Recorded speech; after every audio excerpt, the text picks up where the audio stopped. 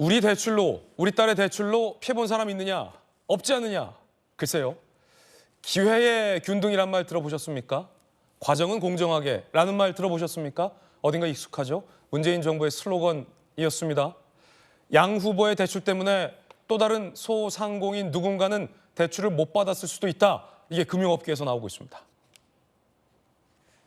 금융업 관계자, 대출 상품은 대출 총액이 정해져 있기 때문에 양 후보 딸의 편법 대출로 다른 소상공인들의 대출 기회가 줄어들었을 수 있다. 정말 필요한 소상공인들에게 지급돼야 할 사업 대출 총액을 무려 11억 원이나 양 후보가 강남의 고가주택을 구매하는데 편법으로 갖다 썼다면 피해자는 있다는 겁니다. 그런데도 피해자가 없지 않느냐라고 양 후보는 항변하고 있는 셈인데 한동훈 비대위원장이 이 지점을 집중 비판했습니다. 들어보시죠. 대학생 딸 명의로 사업자 등록 내서 사업할 생각도 없으면서 주택에 쓸 자금을 새마을금 금고로부터 11억을 빌렸습니다. 사업 자금이었고 그건 사업자들, 상공인들이 써야 할 돈이었죠. 그렇죠? 그게 다 걸렸는데 이분이 이렇게 얘기합니다. 우리 가족이 피해를 준 사람이 없다. 그러니 사기가 아니다. 피해는 우리 국민이 다 본 것이고 그 돈 못 받아간 소상공인이 피해자입니다. 그렇게 따지면 음주운전하면 피해자 없습니까? 이재명 대표 대장동 비리 피해자 없는 거예요? 이재명 대표가 법카 쓴 거 피해자 없는 겁니까? 장난합니까? 그리고 이분이 자기의 행동을 사기 대출이라고 하는 사람들을 다 고소하겠다고 하더라고요. 여러분, 제가 분명히 말씀드립니다. 저를 먼저 고소하십시오. 그럼 저를 고소하세요. 가짜 서류 만들어서 가짜 증빙 붙여서 그게 아니면 못 받아갈 대출 받아가면 그게 사기 대출인 겁니다. 사건 25시. 박성규 차관님. 예. 피해자가 없다. 피해자가 없다. 한동훈 비대위원장도 이 지점을 강하게 비판했는데 예. 이게 피해자가 없을 수 없다는 거잖아요. 아니 우리가 조국 상식적으로 대표도 그때 그랬고. 네네네. 어쩜 저렇게 똑같은 얘기들을 할지. 조금 전에 박성민 최고위원 그 얘기했잖아요. 태도에 문제가 있다고. 그렇죠. 태도에 문제가 있죠. 저 정도가 되면은 누구든지 상식을 가진 사람이면은 잘못했습니다. 이 부분에 이런저런 문제가 있었는데 미처 살피지 못했습니다. 이렇게 나오는 게 정상인데 문제 제기하는 사람들을 당신들이 나를 그렇게 몰면은 나 가만히 있지 않을 거야. 특히 언론 그러면은 징벌적 손해배상이라는 방법을 통해서 당신들에게 무겁게 책임을 물을 거야. 이거 정말 우리가 얘기하는 불통 정도가 아니라 오만 정도가 아니라 저렇게 되면 세상에 배는 게 없는 거죠. 본인 말고는. 그런데 지금 며칠 동안 계속 이 문제가 커지고 있잖아요. 커지고 있는데 몇 가지 배경이 있다고 보는데 그 중에 하나가 공천 과정에서 이미 노무현 대통령 비하 얘기가 그거 하나만 나왔을 때만 하도 그것조차도 사람들이 저건 아닌 거 아니야. 저 정도 사람을 우리가 공천하면 안 되지 하는 얘기들 그때 했었거든요. 거기다 수박 발언을 가지고 당에서 징계까지 받았던 전력이 있고 근데 저런 사람 공천하면 안 된다고 하는 것들을 당에서 얘기하고 국민이 얘기하고 언론이 전부 얘기하는데 그걸 밀어붙였단 말이에요. 그걸 밀어붙이고 나서 이게 하나가 지금 더 터진 거죠. 아까 그 얘기했어요. 증빙 서류를 제출하면 될 건데 증빙 서류를 왜 제출하지 않냐고 우리 박철규 의원 안타깝게 얘기를 하셨는데 못하는 거죠. 없어서 못하는 거죠. 보니까는 딸내미 이름으로 증빙 서류 비슷하게 나와 있는 것이 예금이 150만 원인가 있는 게 나오더라고요. 예. 그동안에 세금은 한 푼도 안 냈고 그런 사람한테 11억을 대출한 거예요. 11억 대출에 대한 새마을금고 이자가 한 달에 350만 원을 넘게 나갔더라고요. 350만 원 넘게 나가는 거 될 능력이 없으니까 엄마가 대신 또 내줬더라고요. 어디로 보든지 뭘로 보든지 대학생이 받을 수 있는 금액이 아니거니와 감당할 그 후를 감당할 만한 능력이 없다는 것도 이미 본인들의 행위를 통해서 입증이 됐잖아요. 저는 이 부분에서 하나를 더 좀 이렇게 좀 의문을 더 드리고 싶어요. 예. 그래요. 통영에 있다가 서울로 올라왔어요. 집이 없을 수 있죠. 그런데 대부분 사람들은 집이 없다고 하더라도 저렇게 31평짜리 강남에 가지 않아요. 31억짜리. 그것도 대부업체에서 엄청나게 높은 이자의 이유를 가지고 돈을 빌려가면서까지 거기 가지 않거든요. 거기 갈 만한 무슨 특별한 이유가 있었던 것인가.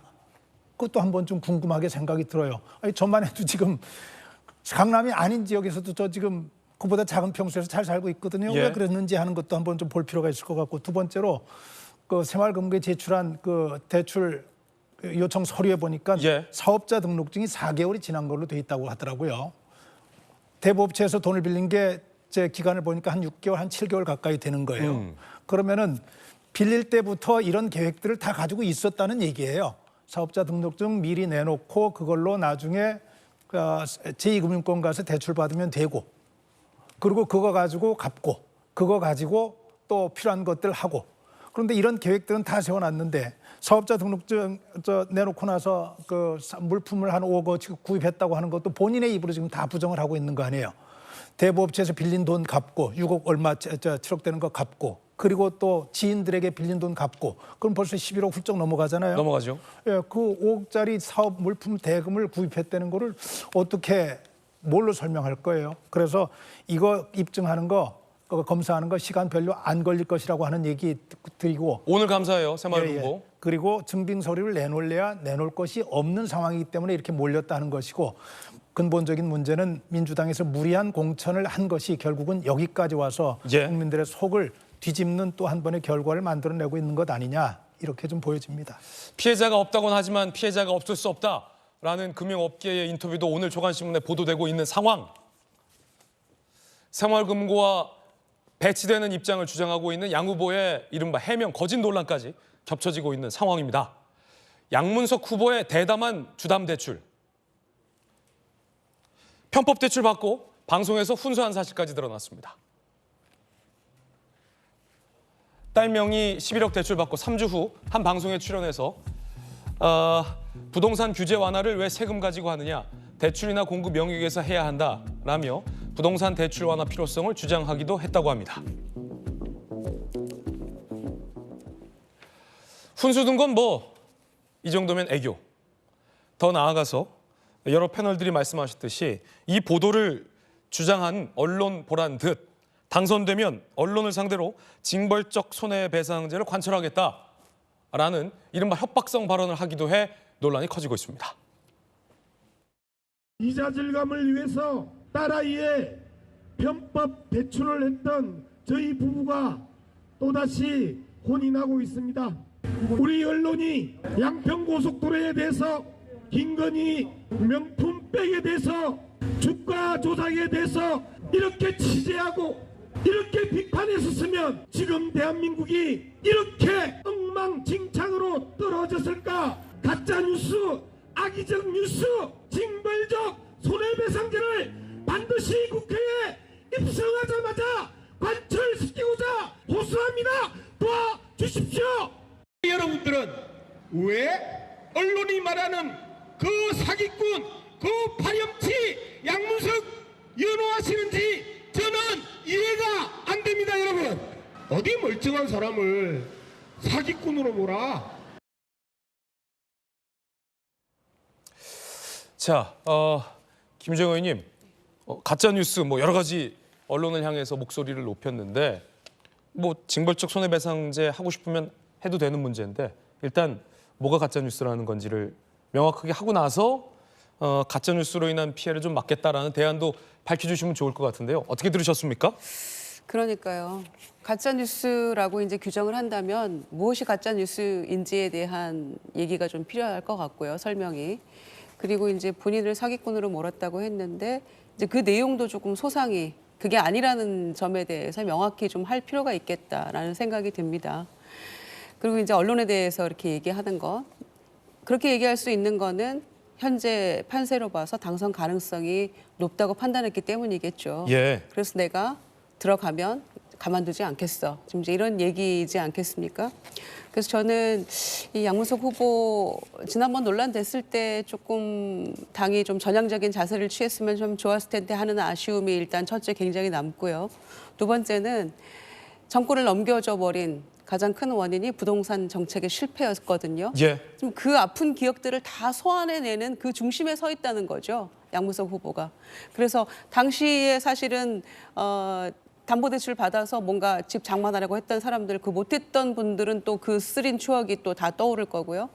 지금 대학생 딸이 11억 대출을 받은 것인데 우리 청년들은 대학 졸업과 동시에 등록금 포함해서 이런 저런 것들로 빚을 떠안고 지금 사회로 첫 발을 내딛게 되거든요. 지금 그 모든 것들이 복합적인 문제로 지금 이게 드러나고 있는 양상이라고 저는 생각을 합니다. 그래서 본인이 지금 저렇게 유세하면서 큰 소리 칠 수 있는 것도 바로 이제 그런 판세에 대한 분석일 텐데, 우리가 세종시 갑 같은 경우에는 이영선 후보였나요? 예. 바로 이제 취소시킬 수 있었던 것도 사실 어떤 의미에서는 대안 아닌 대안이 있었기 때문이에요. 새로운 미래의 김종민 후보가 그래도 국민의힘 후보보다는 낫다라는 어떤 그렇군요. 정무적 판단이었을 거예요. 민주당이 어떤 네. 그런데 지금 이곳은 1대1 구도거든요. 국민의힘하고. 그러면 장성민 후보가 있어요. 그러면 만약에 이 공천을 취소하거나 뭔가 다른 당에서 이제 뭔가 전향적 태도를 취한다면 이제 대안이 없거든요, 사실은. 그런 것까지를 고려한 당의 지금 어떤 의미에서는 침묵이라고 저는 보여지거든요. 그래서 이 문제가 지금 판세로 보아서는 문제없다라고 판단할지 모르겠습니다만은 박빙 지역에는 저는 영향을 굉장히 미칠 거라고 생각을 해요. 예. 그래서 후보가 뭐 판단할 문제다라고만 그렇게 한가하게 볼 문제는 아니다라는 게 제 입장이고요. 오늘 새마을금고에서 어떤 그 결과가 나오면 금방 나올 거예요. 오후 되면 얘기가 나오겠죠. 그 결과를 놓고 당이 뭔가 판단하지 않으면 저는 그 지역보다도 옆의 지역이다, 다른 지역에 미칠 여파를 고민을 해야 된다라고 생각합니다. 예. 김정희 의원님의 개인적인 견해 전해드리고 있습니다.